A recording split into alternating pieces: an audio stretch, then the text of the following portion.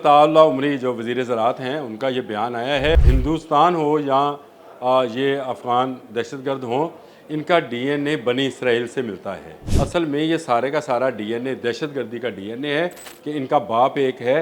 इनके बाप मुख्तलिफ हो सकते हैं लेकिन इनके अंदर जो दहशतगर्दी का डीएनए है वो एक है। पहले दिन से कहते हैं कि ये फितना हिंदुस्तान है, ये फितना इसराइल है। उनका फादरलैंड मदरलैंड, मौलवी मुल्ला और ये शैतान की अता हैं। ये बनी इसराइल के जो हैं पैरोकार हैं। इसराइल के कहने पर भारतीय भी दहशतगर्दी करते हैं, पाकिस्तान के मासूम शहरियों को ये कत्ल करते हैं, उनमें दहशतगर्दी करते हैं। ये दहशतगर्दों का डीएनए दहशतगर्दों से ही मिलता है।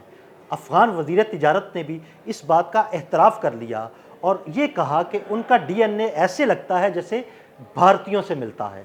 तो भारतीय भी दहशतगर्द हैं और अफ़गान तालिबान भी दहशतगर्द ही हैं। इस बारे में आमिर रज़ा से बात करते हैं। आमिर भाई, वो बात जो पिछले काफ़ी अरसे से हम कह रहे हैं कि अफ़गान तालिबान दहशतगर्द हैं और ये भारत की प्रॉक्सी हैं जिनका नाम हमने फितना हिंदुस्तान रखा है।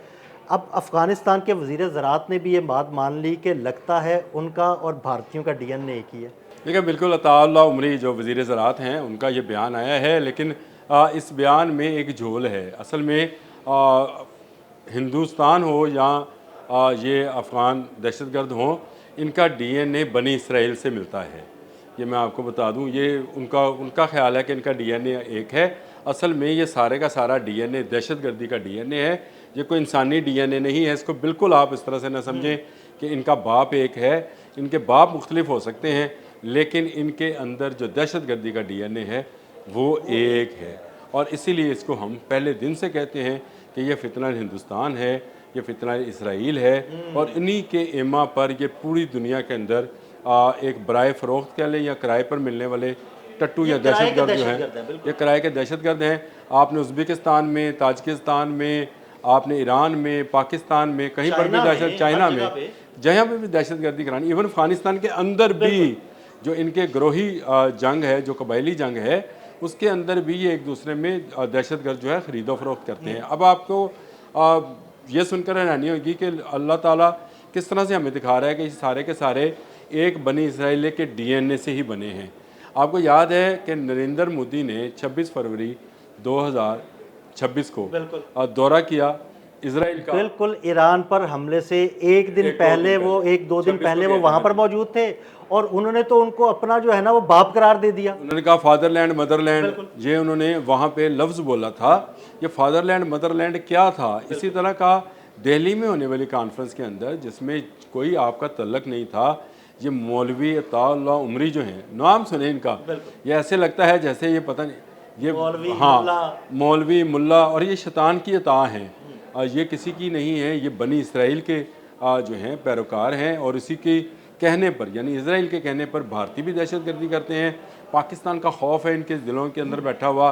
पाकिस्तान के मासूम शहरियों को ये कत्ल करते हैं, उनमें दहशतगर्दी करते हैं। ये बलूचिस्तान हो, खैबर पख्तूनख्वा हो, अभी कश्मीर हो, कहीं पर भी हो, ये दहशतगर्द इंडियन प्रॉक्सी के तहत करते हैं। और अब आपने बिल्कुल सही शुरू में इंट्रो में ये बात कह दी कि हम तो ये बात अरसे से जानते हैं कि आपका डीएनए जो है वो अमूदियाना डीएनए है और अमूदी जिस डीएनए से तल्लक रखता है उसी डीएनए से आप अपने नाम के साथ मौलवी लगाएं, मुल्ला लगाएं, जो मर्जी लगाएं।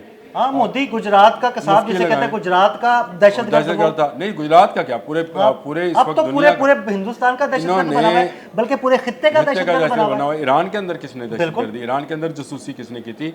इन्होंने की थी। और अफगानी और ईरानी भारतीयों ने मिलकर जो है ईरान के अंदर जो उद्यम मचाए रखा है ईरान और तभी ईरान ने बहुत लाखों की तादाद में अफगानी निकाले और सारे के सारे वो जराइम पेशा थे। अभी भी वो वहाँ से सरहद के अंदर घुसने की कोशिश करते हैं, जिनको ईरानी जो है पीछे धकेलते रहते हैं। तो ये एक जंग जारी रहेगी। जहाँ जहाँ इनका डीएनए आपस में मिलता है, वो मैं आपको बता दूं, ये एंड पे जाके इसराइल के साथ मिलता है। आपने वैसे बड़ी दुरुस्त बात की कि ये दरअसल कोई इंसानी डीएनए नहीं, ये दहशतगर्दी का डीएनए है। इसराइल दहशतगर्द रियासत, भारत दहशतगर्द रियासत, अफगानिस्तान भी दहशतगर्द रियासत। तो ये तीन दहशतगर्द रियासतें जो हैं, इनका डीएनए, सोच, इनका अमल ये सारे का सारा ये साबित करता है कि ये असल में एक हैं। और कैसा खित्ते में, हर खित्ते में इन्होंने तबाही मचाई हुई है। इसराइल ने देख लें मशरिक़ वस्ता में तबाही मचाई हुई है, आप इनको देख लें, अफगानिस्तान को देख लें, इसने सेंट्रल एशिया में तबाही मचाई हुई है, पाकिस्तान समेत। और इधर भारत देख लें, इधर पाकिस्तान है, उधर नेपाल है, बांग्लादेश है, श्रीलंका है, हर जगह पर। और भारत के अंदर भी इन्होंने दहशतगर्दी जो है, आप अक्सर वो स्टोरीज भी क्या करते हैं, मणिपुर की हम अक्सर मणिपुर की स्टोरी करते हैं, वो 7 रियासतें जो है, चिकन नेक वाला रास्ता उसके बारे में है, फिर तामल रियासतें हैं, उन पर भी ये इनकी दहशतगर्दी शामिल है। तो इनका दहशतगर्दी का डीएनए असल में एक है, इसमें कोई दो राय नहीं हो सकती।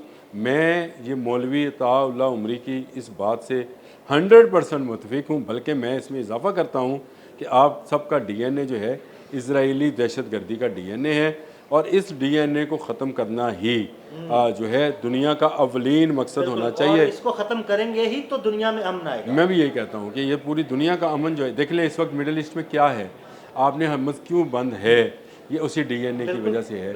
गज़ा में जो लाखों लोगों का, हज़ारों लोगों का खून बहा है, किस लिए? उसी दहशतगर्दी का डीएनए है। इसी तरह आपने गुजरात का नाम ले दिया, मणिपुर का नाम ले दिया, और बांग्लादेश और श्रीलंका और इन ममालिक का, नेपाल का नाम ले दिया। वहाँ पर दहशतगर्दी क्यों है? पाकिस्तान के बलूचिस्तान और सरहदी इलाकों में दहशतगर्द कहाँ से आ रहे हैं? अभी भी कराची में जो हमला हुआ, 3 दहशतगर्द अफगानिस्तान से आए। तो इनका दहशतगर्दी का डीएनए है। दुनिया में जिस खत्ते में भी दहशतगर्दी होगी, उसके पीछे आपको इजराइल नज़र आएगा, भारत नज़र आएगा और अफ़गानिस्तान नज़र आएगा। ये किराए के टट्टू हैं। अफ़गानिस्तान में कोई ऐसी चीज़ नहीं है, कोई पैदावार नहीं है। ये पैसे इजराइल से और भारत से लेते हैं, और पूरी दुनिया में जो है इन्होंने दहशतगर्दी फैलाई हुई है। ये दहशतगर्दी का ख़ात्मा असल में दुनिया का मिशन होना चाहिए। दुनिया के जितने पुरअमन मुल्क हैं, और मैं इस व्लॉग को पता नहीं कहाँ तक जाते हैं कहाँ नहीं, लेकिन मैं तो कहता हूँ कि अमेरिका समेत तमाम ममालिक को इस ट्राइका, दहशतगर्दी के ट्राइका को ख़त्म करने के लिए काम करना, अगर आप अमन चाहते हैं। लेकिन अमेरिका क्यों और कैसे ख़त्म करेगा? देखिए, इसराइल की हिमायत करता है वो हमेशा से, तो वो ट्राइका कैसे खत्म करेगा? अभी भी अगर वो ट्राइका नहीं, मैं उसको नहीं कहता वो खत्म करे, मैं तो कहता हूँ चीन भी इसमें, बिल्कुल, दुनिया की दूसरी सुपर पावर्स जो है, यूरोपियन कुव्वतें भी आए, अमेरिका भी इसमें शामिल हो। मैं तो अमेरिका को भी इसलिए शामिल करना चाहता हूँ कि उसको समझ आनी चाहिए कि ये दुनिया का जो अमन तबाह है, जो दुनिया में इस वक्त क्राइसिस है, माशी हवाले से भी और तेल के हवाले से भी, इसकी बड़ी वजह यही ट्राइका है। ये ट्राइका जो है न चीन को वन वर्ल्ड वन रोड पर काम करने दे रहा है, ना ये ट्राइका जो है ये खलीज के अंदर अमन होने दे रहा है, ना ये ट्राइका पाकिस्तान के अंदर अमन होने दे रहा है। तो असल में ये वो ट्राइका है जिसको ख़त्म करना, अगर आप अमन चाहते हैं, अगर चाहते हैं तो आप ये काम करें। अगर आप ये काम नहीं करेंगे तो ये अताउल्लाह उमरी ने तो बिल्कुल ठीक कह दिया कि हमारा डीएनए एक है। मैंने ये कह दिया कि इजराइल, भारत और अफ़गानिस्तान का दहशतगर्दाना डीएनए जो है ये एक है, और यही डीएनए ख़त्म करके दुनिया में अमन कायम किया। बिल्कुल, बहुत शुक्रिया आमिर भाई। आमिर भाई ने बड़ी तफसील के साथ इस सारे मामले पर रोशनी डाली। मज़ीद अपडेट्स के लिए हमें फॉलो करते रहें। अदील अहमद और आमिर रज़ा को इजाज़त दीजिएगा। अल्लाह हाफ़िज़।